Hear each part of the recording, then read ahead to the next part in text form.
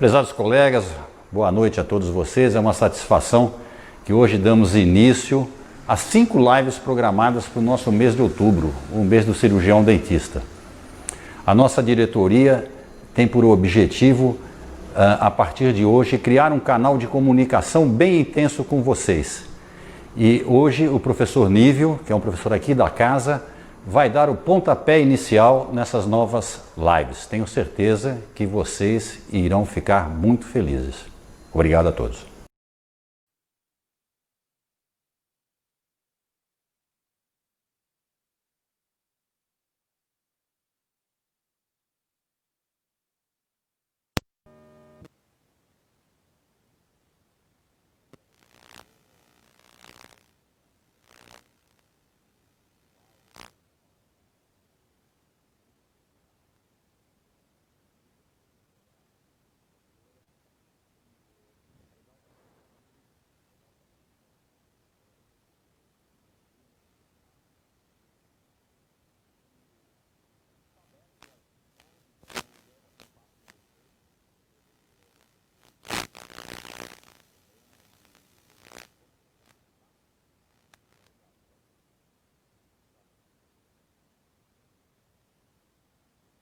X em onde?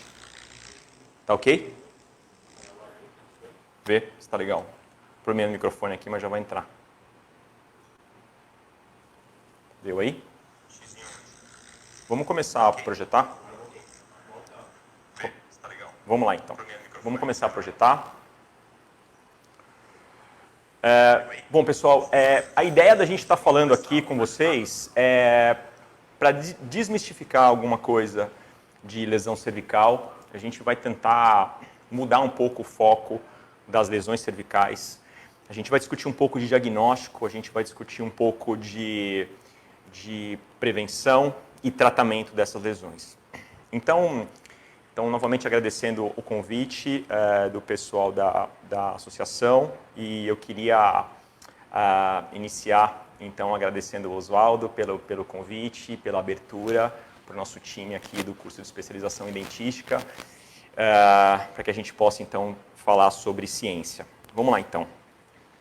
Falando um pouco de etiologia, quem aí é um pouco mais velho, o pessoal da velha guarda, que se formou há mais de 20 anos, teve conceitos de lesões cervicais não cariosas que são conceitos um pouco ultrapassados hoje em dia. Eu estava até conversando com os amigos aqui quando eu cheguei, que a primeira coisa que a gente fazia era pedir para o paciente usar uma escova mais macia para poder escovar os dentes, porque a gente associava sempre lesão cervical não cariosa a trauma de escovação, atrição. Claro que isso tem a ver, e ela está presente em 100% das lesões, mas isso obviamente não é o fator causal principal.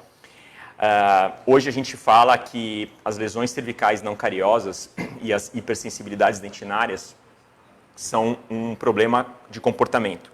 É uma doença comportamental, são sequelas, são sinais de um problema comportamental. E a gente tem aqui nesse quadro uma ideia desse cenário novo, né? Esse é um gráfico do professor Paulo Vinícius Soares, que associa problemas conjugados para que a gente tenha as nossas lesões cervicais. Então, basicamente, a gente tem que ter um trauma oclusal, a gente tem que ter uma questão física de escovação, por exemplo, associado a uma corrosão, que é o que a gente chamava antigamente de erosão. A gente não chama mais erosão, a gente chama de corrosão, biocorrosão, ok? Então, como vocês estão vendo nesses gráficos, parece aquele gráfico de Kiss da Cari, a gente tem que a associação desses fatores levam ao agravamento desse tipo de lesão. Elas sozinhas, elas causam também, mas é impossível, praticamente impossível, um único paciente ter um único problema, né? Geralmente está associado a um monte de coisa. Nem sempre a gente tem em boca só a lesão cervical não cariosa. A gente tem em boca também algumas lesões, como hipoplasias, como amelogênese imperfeita, situações que levam a gente ter lesões não cariosas, não na cervical, mas o tratamento é muito parecido. O nosso grande problema hoje, em relação a esse tipo de lesão, é o que a gente chama de abfração. Abfração são lesões relativamente recentes, que a gente descobriu recentemente, cerca de 20 anos para cá, que são lesões causadas exclusivamente por problemas oclusais. Então, a abfração é uma lesão cervical cuja etiologia vem de uma maloclusão. Então, eu já queria dar um spoiler do que a gente vai discutir e queria dar uma sugestão aos ortodontistas que eventualmente estão ouvindo essa live, que não terminem seus casos com função de lateralidade em grupo. A função em grupo penaliza os premolares e esses premolares não foram feitos para se submeter a esse tipo de trauma. Então, todos os casos de ortodontia devem ser finalizados com a guia no canino. Né? É importante, muito importante. A qualquer custo, a gente precisa transformar a guia exclusivamente em canino. Observe nessa foto o primeiro premolar inferior com uma lesão cervical nítida, clara. No segundo premolar a gente tem uma coroa metalocerâmica e no canino a gente não tem absolutamente nada. Se a gente for prestar atenção, esse paciente foi orientado a utilizar uma escova de cerdas macias. Ora, usar uma escova de cerdas macias para esse tipo de problema, vamos analisar como é possível alguém causar apenas uma lesão no premolar e não causar lesão no canino vizinho, que inclusive está vestibularizado. É óbvio que essa lesão não foi causada por escovação. É óbvio que essa lesão foi causada por um trauma oclusal. Reparem que existe uma faceta de desgaste na vertente vestibular da cúspide vestibular desse premolar. Ou seja, como esse canino está vestibularizado, ele está cruzado ou em topo, ele não faz guia. Então a guia canina, nesse caso, é feita pelo premolar. E o premolar não foi feito para fazer guia canina. Ele não pode ser usado na guia canina. E então a gente tem aí uma lesão cervical causada por trauma oclusal, tá certo? Uma lesão de abfração. Portanto, a gente não pode tratar isso com restauração. A gente tem que diagnosticar, a gente tem que ajustar e a gente tem que depois, enfim, tratar esse tipo de lesão, ok? Olhando aqui esse caso especificamente, que é bem interessante, eu tenho aqui uma lesão de retração no dente 16. Essa paciente me procurou com dor. E dor com gelado, dor com doce. E um erro que a gente comete muito grave é prescrever creme dental para dentes sensíveis como primeira ação num paciente que tem dor, hipersensibilidade dentinária. Porque quando a gente faz isso, a gente está prescrevendo um analgésico para quem tem dor de cabeça, sem saber o porquê a dor de cabeça está acontecendo. É claro, o paciente vai usar um creme dental para dentes sensíveis, a dor vai melhorar, mas o efeito causal continua. O problema continua ali. Recentemente eu fiz uma aula para o pessoal da Sensodine e a primeira coisa que eu falei foi justamente essa. A primeira coisa que você não deve fazer quando o paciente chegar com sensibilidade no seu consultório é prescrever um creme dental para dentes sensíveis, porque a única coisa que você vai fazer é mascarar o seu diagnóstico e você não vai entender mais nada, porque a dor deve passar e você não vai saber o porquê que ele tinha aquela dor. Então vamos lá. Esse 16 tinha uma retração gengival. Essa paciente tinha dor com gelado e dor com doce e usava creme dental para dentes sensíveis, a dor melhorava, ela parava de usar, a dor voltava e ela foi no meu consultório para tentar aplicar alguma coisa, um adesivo, fazer uma restauração, porque ela achou que só o creme dental não estava funcionando. E aí a gente vai observar aqui ao exame clínico, pedindo para o paciente abrir a boca um pouquinho, dá uma olhada no formato dos caninos e no formato do incisivo lateral, no dente 12. Né? Então o canino já perdeu a ponta, o superior e o inferior mais ainda. Vamos observar uma coisa então. Eu peço para a paciente ocluir novamente e começar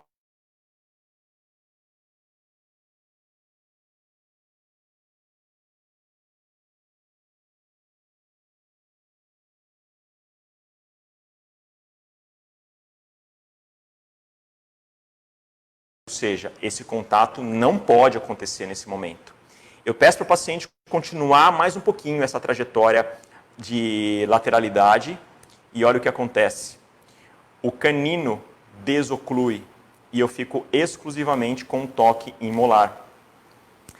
Quando a gente passa o carbono e pede para o paciente fazer o mesmo movimento, eu tenho um único toque no curso final da lateralidade, esse único toque é no molar. Quanto mais para fundo da boca, maior a minha potência. Então, eu não posso ter esse contato. Então, esse problema dessa retração e dessa dor está sendo causado exclusivamente por conta dessa guia no molar, que não pode estar acontecendo.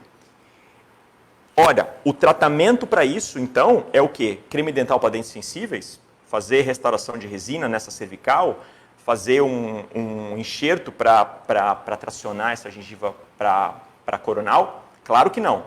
O tratamento da lesão cervical no dente 16 é a devolução da anatomia do canino para que ele possa fazer a guia como ele foi feito para fazer. Então, o canino está posicionado no pilar canino. E o canino posicionado no pilar canino, essa é a função dele. Eu não posso. Então, eu não vou prescrever creme dental para dentes sensíveis para esse paciente, porque esse não é o tratamento. Só que depois que eu diagnostiquei, depois que está feito o diagnóstico, que eu já sei que o problema está no molar, se eu não puder restaurar o canino naquela sessão, aí sim eu prescrevo o creme dental para o paciente ter conforto. Mas eu já sei qual é o problema. Já está diagnosticado. Né? É importante isso. Paciente jovem, finalização ortodôntica. Terminou o caso dessa maneira. Essa paciente tem, nessa foto, ela tem 25 anos. Ela é minha paciente desde os 12. E ela foi morar fora do Brasil, voltou, nunca mais a vi, colocou o aparelho, terminou a ortodontia e me procurou para fazer um clareamento dental. Com 25 anos, vamos observar aqui nessa imagem os dentes 14, 15, 24 e 25. Aqui numa imagem mais próxima, o dente 14 e 15, com retração gengival e com abfração, com perda de estrutura. O dente 24 e 25, com retração gengival e perda de estrutura. Reparem que o canino está ótimo. Então, o problema não é a escovação. Ninguém vai escovar só os premolares com força e não vai escovar o canino. Eu peço para essa paciente fazer movimento de lateralidade para o lado direito. Olha onde está o canino, a 2 milímetros do canino inferior. Olha quem faz as guias, os premolares.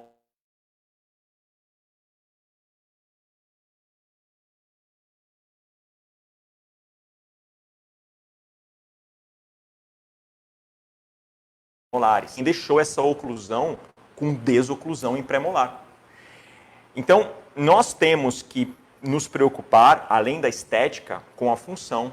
Então, a minha sugestão é que no tratamento ortodôntico, caso o ortodontista precise de algum auxílio do clínico que encaminhou o paciente, que ele peça para essa avaliação antes da remoção do aparelho. Porque eu poderia tentar fazer uma tração nesse canino para fazer com que o canino chegasse na guia, e isso seria uma prevenção de lesão cervical não cariosa nos premolares. Então não adianta eu chegar agora e restaurar a cervical dos premolares, porque essa não é a solução. O que tinha aí era esmalte, não tem mais esmalte. O esmalte foi embora, então não tem uma restauração no mundo que eu faça que fique melhor do que o esmalte. Ela vai soltar do mesmo jeito.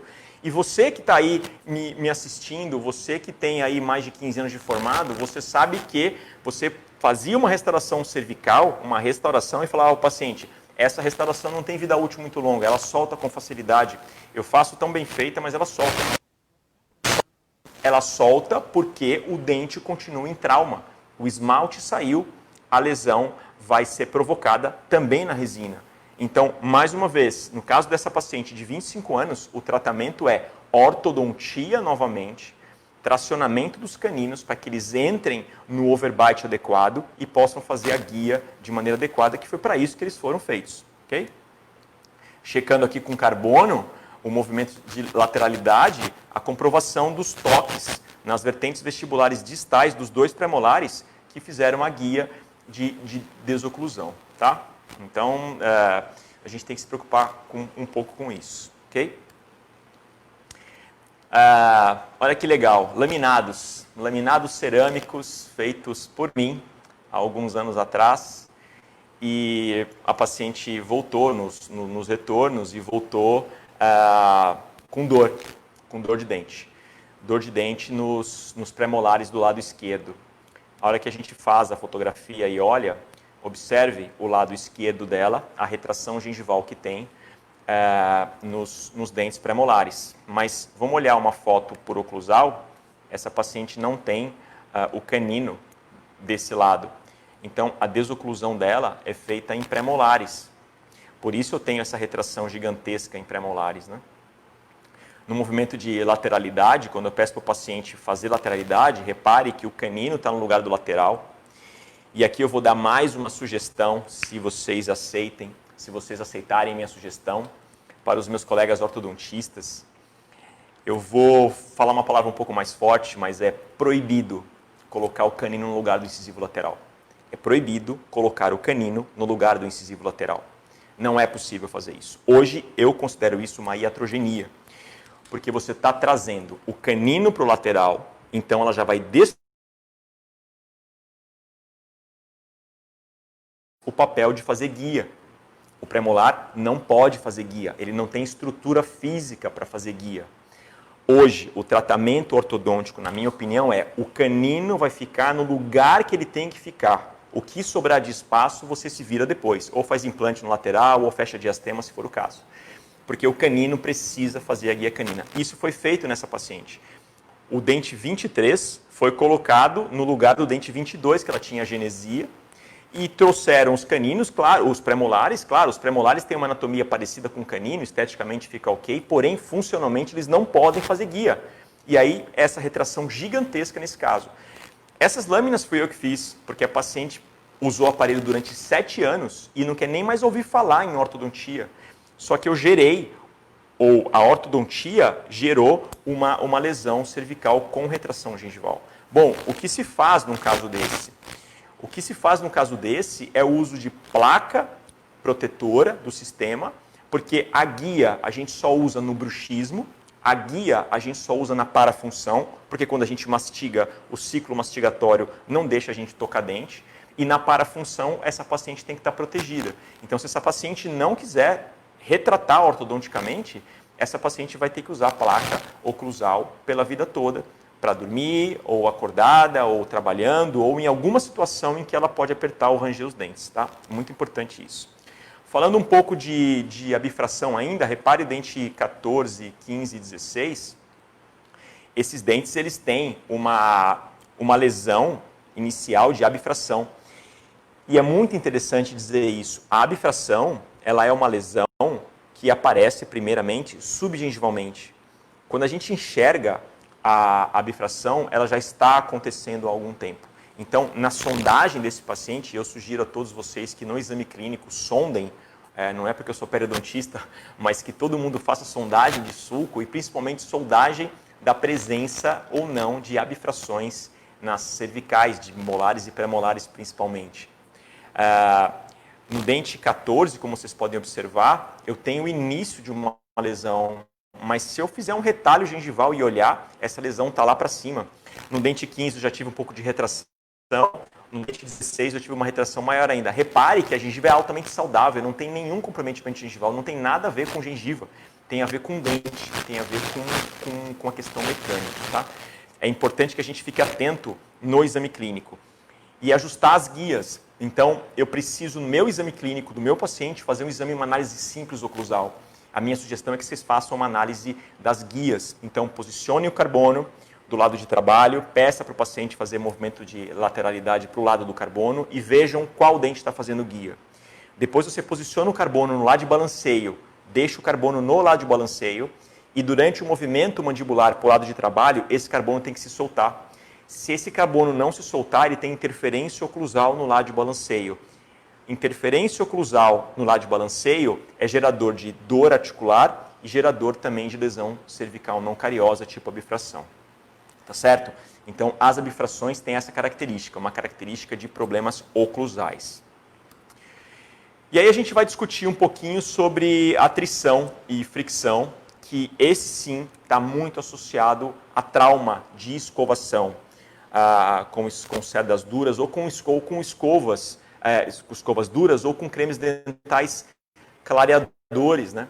Que geralmente tem um grau de abrasividade maior do que os cremes dentais convencionais.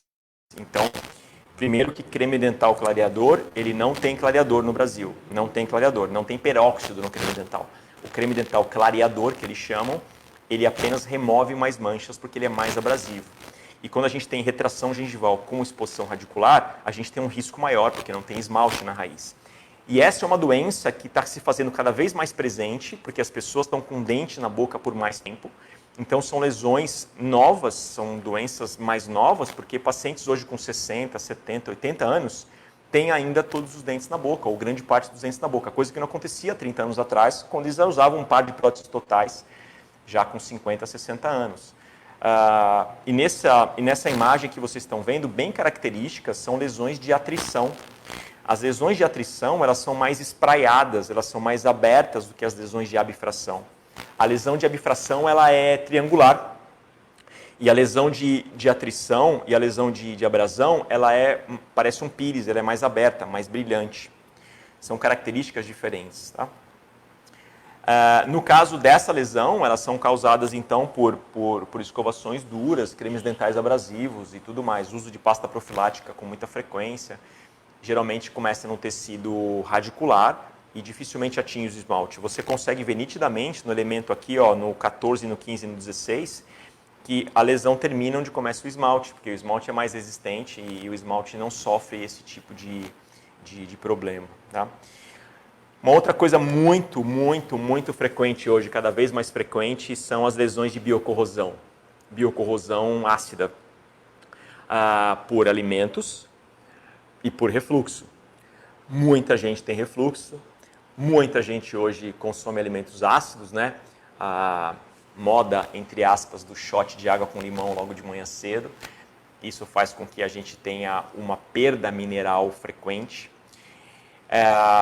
Além disso, se a gente tiver a atrição e se a gente tiver ainda a parafunção, a gente causa um dano irreversível nos dentes. Mas olha esse caso que interessante. Essa menina, ela tem bruxismo. Reparem a perda que ela tem nos dentes incisivos. E ela também tem uma biocorrosão. Ela tem perda na vestibular. Repare que os incisivos centrais parece que tem preparos para facetas. Você consegue ver nitidamente o bordo de esmalte e no meio, por transparência, você já vê a dentina. O mesmo caso semelhante em molares, né? Isso é muito característico de paciente com refluxo, né? Você consegue ver dentina, pedaços de dentina na oclusal dos molares em pacientes jovens. Esse paciente, por exemplo, ele tem 22 anos de idade. E o tratamento para isso não é simplesmente restaurar com resina. A gente consegue enxergar na boca do paciente, eventualmente, se ele tem um refluxo gastroesofágico. Olha esse caso aqui, ó. As palatinas desses incisivos e caninos parece que estão preparadas para uma coroa. Essa paciente tem refluxo e ela não sentia nada no estômago. Então a gente encaminhou essa paciente para o gastro e ele fez o tratamento. Quer dizer, isso está na boca do nosso paciente. Paciente com bulimia também, né? Que vomita várias vezes por dia. Esses pacientes têm no trajeto do vômito a biocorrosão nos dentes, né? Pacientes jovens e tal. Esse tipo de lesão de biocorrosão, chama perimolise ou perimólise, que é uma lesão não cariosa causada por desmineralização ácida dos dentes, tá? Bem importante. Olha aqui um outro caso, uma menina de 19 anos nessa foto, com dentina exposta em todos os dentes, estava sendo tratada como se tivesse bruxismo, usando placa oclusal durante a noite inteira, e ela tinha refluxo muito forte durante a noite inteira. Então, o que acontecia? O ácido vem, entra por baixo da placa, entre a placa e o dente, e a gente tem essa biocorrosão acontecendo durante a noite inteira. Só para vocês terem uma ideia, essa paciente, quando a gente tratava essa paciente, eu precisava anestesiar a boca inteira dela, porque ela de ficar com a boca aberta na clínica com ar-condicionado, ela sentia dor em todos os dentes. Para fazer um preparo no dente dela, porque o tratamento final desse tipo de problema é lente de contato oclusal em todos os dentes. O paciente tem uma diminuição da DVO, então você imagina propor para uma paciente de 19 anos encapar todos os dentes dela com porcelana. Tá? Isso típico, isso é clássico, muitos de vocês veem isso nos consultórios quase todos os dias. Tentativas de restaurações com resina composta em dentes que sofreram biocorrosão. Repare no molar e no pré-molar, essas ilhas que você vê no meio do dente são resina. E o que tinha de esmalte foi indo embora, porque a resina era resistente ao ácido, o esmalte não. Então a gente começa a ter problemas de diagnóstico. Se a gente olhar bem, a gente vê que o primeiro molar tem uma biocorrosão muito maior do que o segundo molar, que não está tão bem na foto, mas então a gente pode entender que esse processo ocorreu em algum momento e hoje talvez não esteja mais ocorrendo. Mas eu preciso fazer a restauração desse dente, e não é condicionando com ácido, aplicando adesivo, fazendo uma resina nessa oclusal. Eu preciso devolver a anatomia adequada nesse dente, e nesse caso, a gente faz restaurações com cerâmica. Não precisa ser uma coroa de cerâmica, pode ser um tabletop, apenas uma oclusal de porcelana, que a gente chama hoje de lente de contato oclusal para restabelecimento da DVO, ok? Então, a gente vai ter que se preocupar com a anamnese. É claro que todo mundo faz anamnese, pelo menos deveria fazer, mas o comportamento do paciente, algumas perguntas que a gente não faz, normalmente a gente deveria começar a fazer, como, por exemplo, o tipo de dieta que o paciente faz, né? A sua dieta ácida, a sua dieta não é ácida, a gente analisar isso com o paciente, né? Tipo de escovação que ele faz, se ele tem hábito de parafunção, se ele tem bruxismo ou não. Um diagnóstico diferencial legal, quando o paciente não sabe se tem bruxismo e você está na dúvida, é você faz uma plaquinha de clareamento para ele, pede para ele usar essa placa de clareamento sem clareador, aquela bem molinha, durante 15 dias direto para dormir, acordado e tal. Ele te volta no consultório com a plaquinha toda perfurada. Isso é um sinal de que ele tem parafunção, apertamento ou bruxismo excêntrico.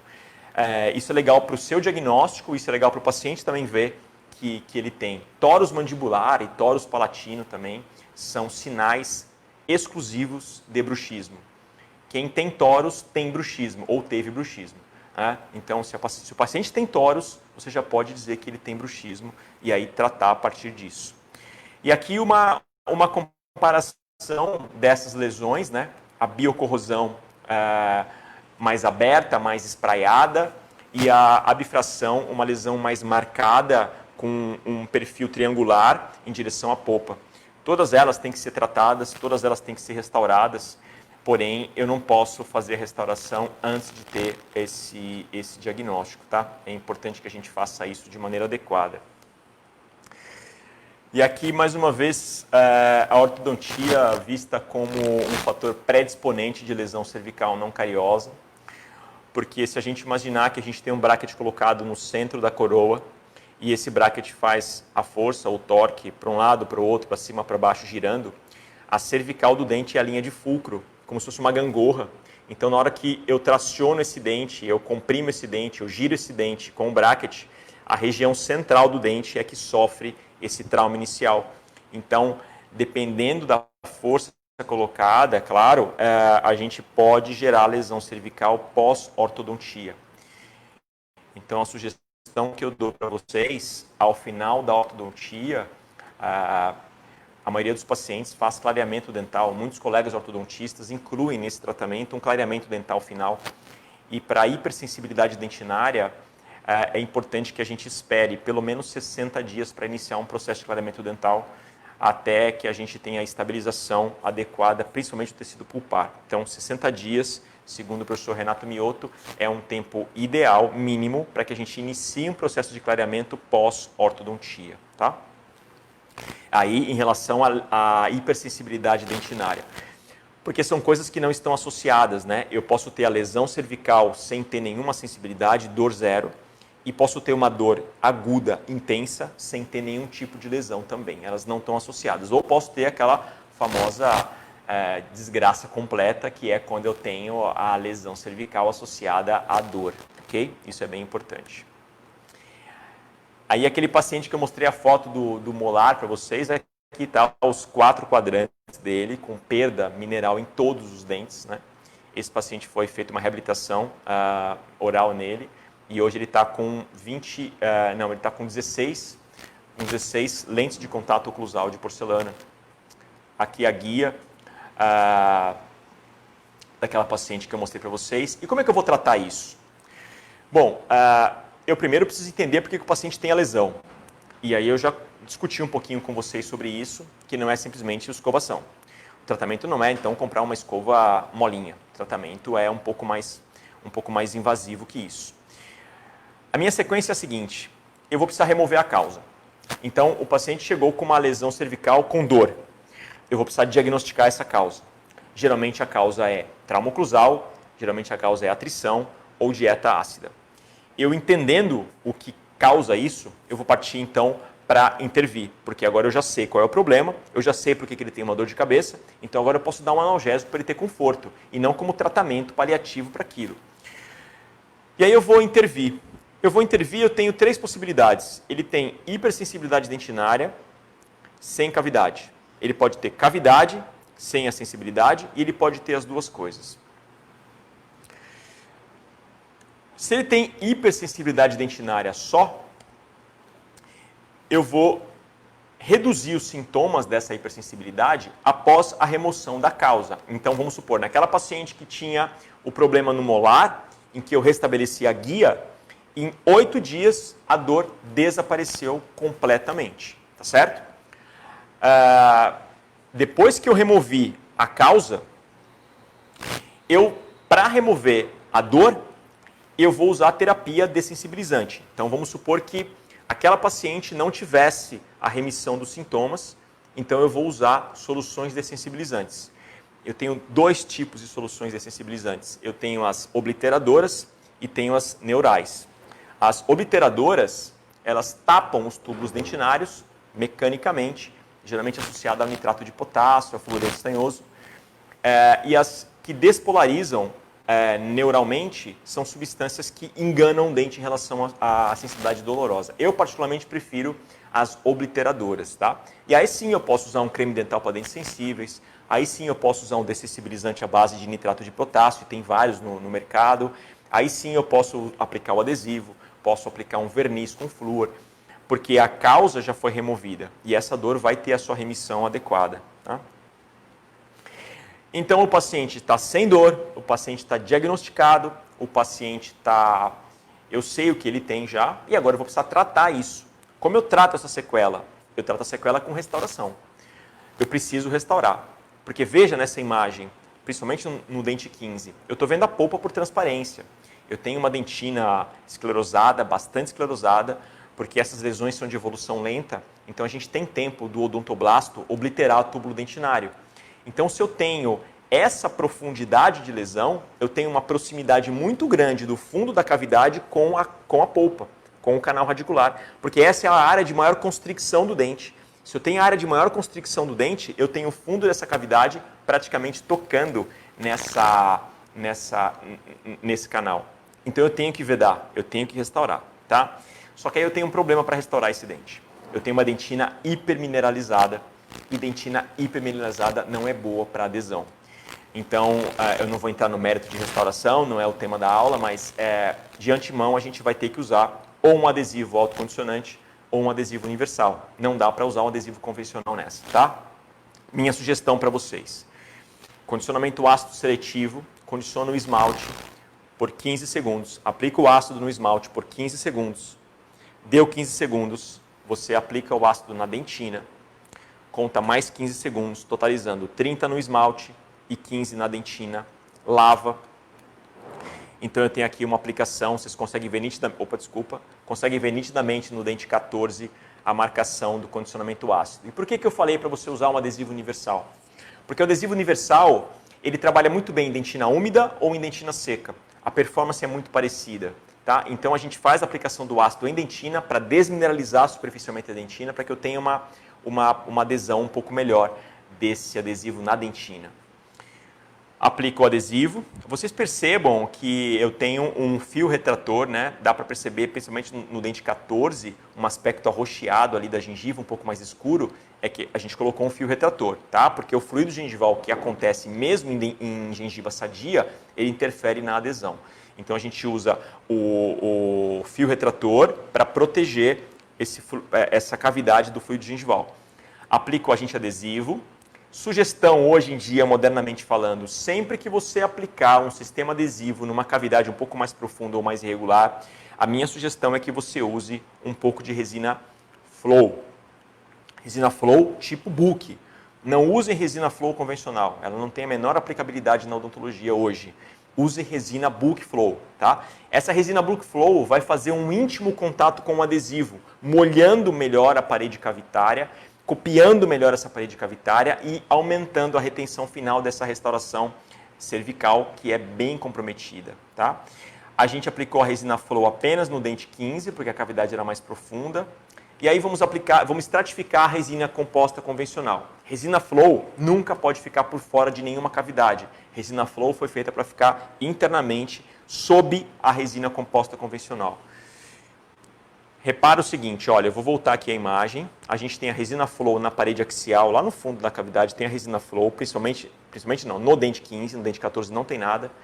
Aí a gente aplica uma primeira camada de resina convencional do meio para baixo, tocando no esmalte, porque essa resina vai ter uma contração de polimerização e eu tenho a maior retenção dessa resina no esmalte. Então eu vou fazer em duas camadas. A primeira camada do meio para o esmalte. Na hora que ela contrai, ela traciona o esmalte, mas como a adesão no esmalte é melhor, ela se mantém lá. E a segunda camada, então, do meio para cima, ok? Como está aqui, ó. Do meio para cima. Faltou um pouquinho de material. Vou lá e coloco uma terceira camada do acabamento, polimento, e está feita as duas restaurações cervicais. Tiro o fio retrator, dou acabamento polimento e está pronto. Preciso esperar para dar acabamento polimento? É importante que sim. O que a gente faz hoje, preconiza hoje, é um acabamento de conforto, ou seja, dar um pré-acabamento, deixar o contorno adequado, sem muita retenção, e polir essa resina pelo menos 48 horas depois, 72 horas. Porque a resina, ela converte, ela polimeriza. Então eu pego hoje uma resina de boa qualidade, um fotopolimerizador de excelente qualidade e polimerizo a resina. Essa resina, por melhor que ela seja, nesse momento ela vai converter 55% no máximo. Ou seja, nesse momento, só 55% da resina polimerizou. E vai acontecer uma polimerização tardia com o passar dos dias. Então, uma boa resina bem polimerizada, polimeriza no máximo 65%. 65%. Então, se eu puder polir depois dessa finalização da polimerização, mesmo na ausência de luz, a gente consegue fazer com que eu tenha uma longevidade maior nessa restauração. Agora, a restauração fica boa, fica bonitinha, fica bem adaptada, fica legal. Se esse dente continuar fazendo guia como estava antes, ela vai soltar daí no próximo retorno do paciente. Por melhor que seja o adesivo, por melhor que seja a minha resina, ok? Mais um caso de abifração, né? Aí todos os dentes, mas vamos focar bem nesse 24 aí, no pré-molar, que a gente tem aí uma lesão de abifração, fio retrator, condicionamento ácido em esmalte 15 segundos, coloca na dentina mais 15 segundos, aplicação do adesivo universal. Aqui está o adesivo aplicado. E aí eu vou aplicar a resina composta, uma cavidade menor, então eu posso aplicar a resina em um único incremento, mesmo não sendo uma resina tipo Book. Uso o pincel, mesmo assim faço em 2 incrementos. Primeiro incremento do meio para baixo, tocando no esmalte. Vou levar o segundo incremento do meio para cima. Pincel e espátula para a gente poder dar o acabamento adequado nessa resina. Finalização da restauração antes do polimento. E aí, mais uma sugestão para vocês na restauração de resina, aí é qualquer resina. A camada superficial da resina, ela não polimeriza adequadamente na presença de oxigênio. Chama camada inibida. Tanto que se você fizer uma restauração, polimerizar, passar o dedo nela, ela está melecada. Essa camada inibida é porque o oxigênio não permite a completa polimerização da resina. Resina não gosta de duas coisas, água e oxigênio, é o que a gente mais tem na boca, né? Então, essa camada superficial da resina, para que ela polimerize adequadamente, eu preciso cobrir essa camada com um protetor. Aqui eu estou usando glicerina. Então, você pode usar qualquer gel lubrificante hidrossolúvel. Então você pode usar lubrificante íntimo, você pode usar gel de cabelo, você pode usar glicerina, você pode usar gel de ultrassom. Você não deve usar vaselina líquida, não tem sentido na odontologia de hoje usar vaselina em qualquer situação, tá? Então você coloca esse gel, no caso aqui é glicerina hidrossolúvel, coloca o gel e coloca a luz através do gel. Ou seja, você terminou a restauração, ela está polimerizada, ok? Pega o gel, coloca sobre a resina e polimeriza novamente. Acabamento e polimento dessa restauração, aí usando disco de lixa, disco de óxido de alumínio em granulação decrescente. E aqui a restauração está terminada, polida, ajustada, com uma semana depois, repare a gengiva super saudável e a gente tenha a condição de restaurar isso adequadamente, ok? Acho que saiu do ar, hein? Não? Tá ok? Estamos no ar? Tá, então tá bom. Aqui uma solução para uma restauração de uma cavidade, de uma lesão não cariosa na incisal. Isso é uma hipoplasia de esmalte causada provavelmente por um trauma na dentição decídua. Então essa paciente, que é uma dentista, uma colega nossa, que gentilmente cedeu as imagens para a gente mostrar nessa aula, ela tinha esse 21 com essa manchona branca, com perda de estrutura gigantesca, né? Dá uma olhada nisso. Eu sempre brinco com ela que eu não sei como é que ela fez odontologia com esse dente, eu não parava de olhar, porque as pessoas andavam sem máscara antigamente, não sei se vocês sabem, a gente não usou máscara a vida toda. E aí eu olhava para ela, conversava comigo e eu só olhava para aquele dente 21 dela. E um dia eu entrei em contato com ela, enfim, se ela queria consertar o dente dela e ela foi. Então, a solução para casos como esse é a remoção total dessa mancha branca. Ah, professor, eu ouvi falar do infiltrado de resina, é ótimo, mas nesse caso ela tem perda de estrutura. Não é uma mancha branca, ela tem perda de estrutura, o dente dela tem um buraco no meio, ok? Remoção total dessa mancha branca, limpeza total dessa mancha branca. Se eu deixar algum resto de mancha branca, ele vai servir como uma resina muito opaca e ao final essa restauração vai ficar esbranquiçada. Então eu removo a mancha branca. Uma sugestão que eu dou para vocês é o seguinte: a mancha branca, quando você desidrata o dente, ela aparece mais. Quando você hidrata o dente, ela se esconde um pouco. Sugestão: isola com algodão, seca bem o dente, espera 2 minutinhos, a mancha branca vai aparecer. Marca essa mancha branca com grafite, com uma lapiseira, porque quando você for usar alta rotação, ela vai desaparecer novamente. Aí você corta no limite da marcação que você fez, ok? Condicionamento ácido, seletivo, condicionei só em esmalte, aquele pedacinho que está lá aberto é dentina, não precisa condicionar dentina. Aliás, a performance dos adesivos universais é melhor quando você não condiciona a dentina, ok? Condicionou o esmalte e aí aplica o agente adesivo e aí a gente vai usar uma técnica de só 2 camadas de resina, usando uma primeira camada de dentina, construindo os mamelos, construindo a base dessa restauração. Eu vou voltar um slide, vamos reparar a incisal, a bordinha incisal que tinha aquela perda de estrutura. Já nessa camada de resina, a gente já restaura aquela bordinha incisal. E uma sugestão que eu dou para vocês é, quando você usar a resina que tem várias opacidades, no caso dentina, corpo, esmalte, esse esmalte geralmente é muito transparente, é muito translúcido. Então, se você deixar uma camada muito grande desse esmalte, a restauração vai ficar cinza. Então, a minha sugestão para resinas que têm 3 ou 4 opacidades é que a camada superficial de esmalte tenha no máximo 0,6 de milímetro, certo? Então, aqui uma vista lateral da dentina colocada.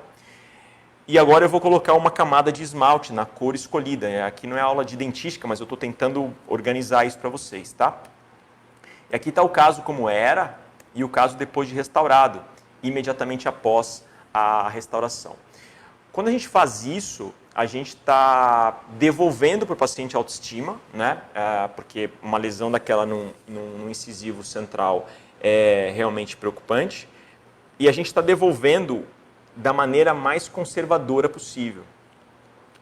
No caso das lesões cervicais não cariosas, eu preconizo, eu e todos os professores que falam disso, e tem pesquisa muito boa, a gente tem hoje no Brasil talvez a maior autoridade em lesão cervical não cariosa do mundo, que é o professor Paulo Vinícius Soares, da Universidade Federal de Uberlândia, que é um grande cara, um grande amigo, e muito do que eu falei para vocês aqui hoje foi ele que me ensinou. E eu tenho a sorte de conviver com gente muito boa, e eu falo para os jovens que o segredo de ter sucesso é estar sempre, o tempo todo, com gente muito melhor que você. Então, eu estou sempre com gente muito melhor que eu sou o pior dos meus amigos, e eu adoro isso, porque eles me ensinam muito e eu aprendo muito. Então, grande parte do que eu estou falando para vocês aqui, eu aprendi com o professor Paulo Vinícius, o PV, e a gente também concorda com isso, quer dizer, a gente precisa restaurar 100% dos casos de lesão cervical, porque mecanicamente o dente sofre mais quando ele tem uma lesão. Se a gente for pegar alguns trabalhos que medem o estresse gerado na cervical de um dente num trauma oclusal, ele é maior quanto menor for a superfície desse dente. Então, se eu tenho uma lesão cervical diminuindo a quantidade de dente na cervical, eu vou ter uma carga maior gerada, essa lesão vai aumentar cada vez mais. Então, sempre a gente tem que restaurar. Não importa se você vai fazer um enxerto depois, não importa se não aparece, você tem sempre que restaurar. Enxerto para esse tipo de problema, né? A gente faz enxerto em duas únicas situações. Quando eu tenho envolvimento estético e quando eu tenho muita sensibilidade com raiz exposta. Fazer um enxerto por fazer um enxerto, eu acho desnecessário. Porque o nosso paciente vai na clínica achando que está perdendo o dente, né? Porque a gengiva vai retraindo e ele acha que o dente vai embora. Você faz um enxerto, ele fica mais tranquilo, só que o dente continua com o mesmo suporte ósseo, que é exatamente o que segura. Então, a gente tem que analisar o caso de maneira mais global. Então, se eu vou fazer um enxerto, e aí eu falo para os meus colegas periodontistas, se eu for fazer um enxerto para recobrimento radicular e eu tenho uma cavidade nessa raiz, vocês sabem, quem faz bastante enxerto, que é mais difícil a gente conseguir um bom resultado. Então, acreditem no que eu vou falar, por favor. Usem uma restauração, façam uma restauração com uma resina de boa qualidade, bem polida. Se você acha que não funciona, se você acha que não está a fim de fazer, se a sua especialidade é só periodontia, se você não...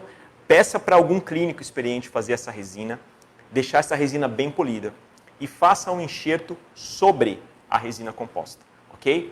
Eu garanto a vocês que depois de 90 dias, quando você for sondar, você vai ter uma aderência epitelial nessa resina bem polida.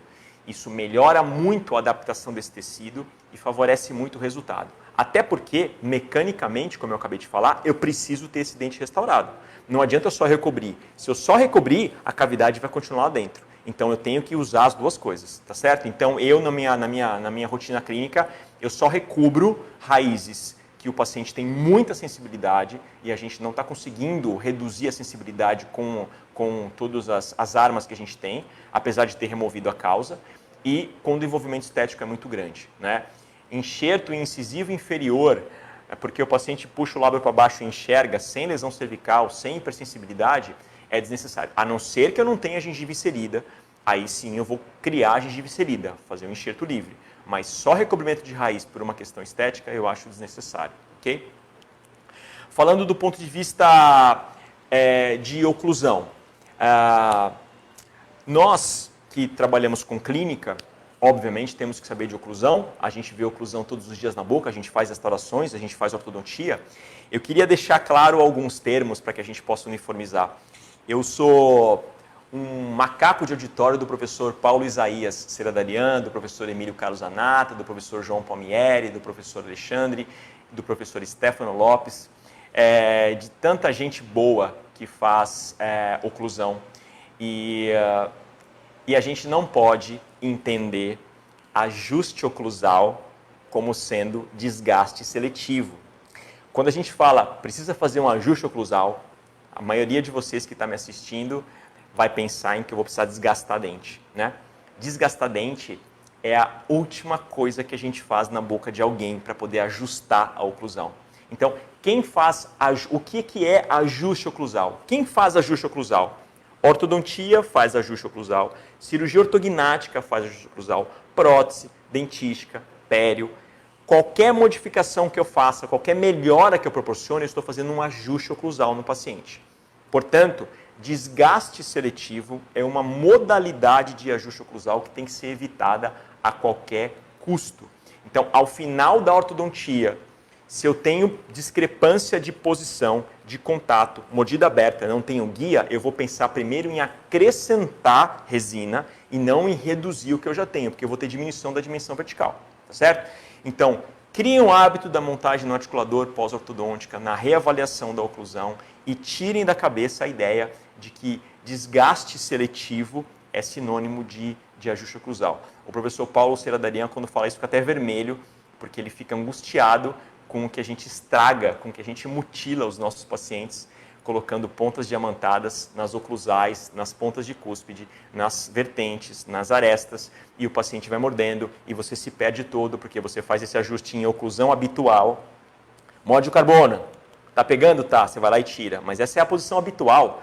A gente tem que fazer excêntrica. Quer dizer, então é todo um conceito que tem que ser mudado para que a gente, inclusive, previna lesão cervical não cariosa, tá certo? É importante que a gente entenda isso para não mutilar ainda mais os nossos pacientes. E a sugestão para os meus colegas ortodontistas, que eventualmente não se sentem à vontade de fazer uma análise oclusal pós-ortodontia, que peçam para um clínico mais experiente ou para alguém que faça isso com mais cuidado, que analisem a oclusão do paciente antes da remoção do aparelho. Porque muitas vezes a solução para aquela discrepância pode ser girar um premolar, lingualizar um molar, tracionar mais meio milímetro um canino, que é uma coisa que os ortodontistas conseguem fazer tão bem, com tanto primor, evitando desgastar dente, evitando intervir dente. Então, deixa o aparelho na boca para fazer a análise oclusal final, porque aí a gente vai ter a chance da ferramenta já montada de pedir para o colega, olha, traciona meio milímetro esse canino que já está resolvido o problema, aí você pode tirar o aparelho. Então, caso o ortodontista, obviamente, não se sinta à vontade, não se sinta confortável para fazer esse tipo de análise, né? Então, deixe primeiro, antes de remover o aparelho, deixe o clínico dar essa olhada final. Bom, eu queria agradecer a todos vocês pela presença. Eu acho que eu já estou aí estourando o tempo. Eu queria deixar os meus contatos aí, o meu perfil no Instagram. Podem fazer perguntas, mandar direct à vontade que eu respondo todos. É um prazer estar aqui, agradecer novamente à Associação dos Dentistas aqui da nossa cidade, que tão gentilmente me convidou para abrir esse mês comemorativo da nossa profissão, né, do dentista. E no momento eu estou aqui num auditório com 2 pessoas me assistindo, um distante do outro, não pode tossir, não pode falar, todo mundo de máscara. É um novo momento. Eu não aceito o termo novo normal, não é um novo normal, é um momento horroroso, é péssimo, muito péssimo. Isso não é normal, nem muito menos novo. Eu não quero ficar de máscara, eu não quero deixar de abraçar as pessoas. Estou aqui com um cara que toda vez que me vê me dá um abraço e hoje deu um toque na minha mão. Quer dizer, isso não pode acontecer mais, a gente tem que voltar a se abraçar, a gente tem que voltar a conviver juntos. Estou aberto a vocês, obrigado pela presença, obrigado pela paciência e até a próxima então. Boa noite, valeu, obrigado.